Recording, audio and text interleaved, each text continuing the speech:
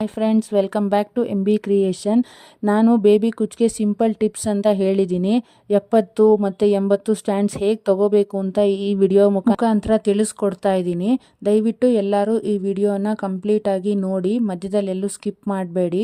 ಮತ್ತು ನನ್ನ ಚಾನಲ್ನ ಸಬ್ಸ್ಕ್ರೈಬ್ ಮಾಡ್ಕೊಂಡು ನೋಡಿ.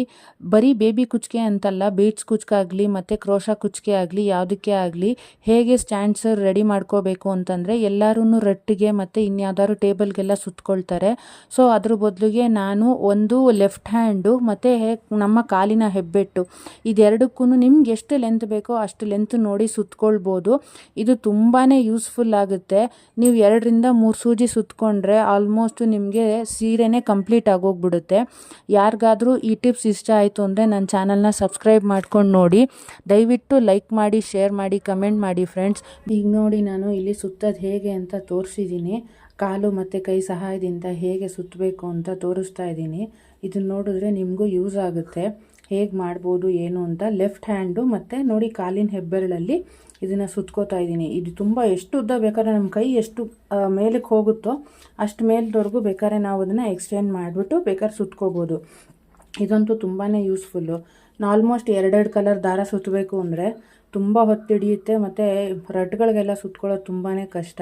ಸೊ ಇದು ಮಾಡಿದ್ರೆ ಆಲ್ಮೋಸ್ಟ್ 2 ಕಲರ್ದು ಒಂದು ದಾರ ಆಗುತ್ತೆ ಮತ್ತು 2 ಕಲರ್ದು ಒಂದು ಸೂಜಿ ಮಾಡ್ಬೋದು.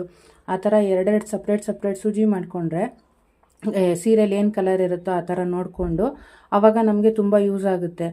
ಆಲ್ಮೋಸ್ಟ್ 1 ಅವರಿಂದ 1.5 ಅವರ್ ಒಳಗಡೆ ನಾವು ಒಂದು ಬೇಬಿ ಕುಚ್ಚಾಗಲಿ ಯಾವುದೇ ಒಂದು ಫಿನಿಶಿಂಗ್ ಮಾಡಬೇಕು ಅಂತಿರ್ತೀವಲ್ಲ ಸ್ಯಾರೀಸ್ನ, ಅದನ್ನು ಆಲ್ಮೋಸ್ಟ್ ಬೇಗ ಕಂಪ್ಲೀಟ್ ಮಾಡ್ಬೋದು.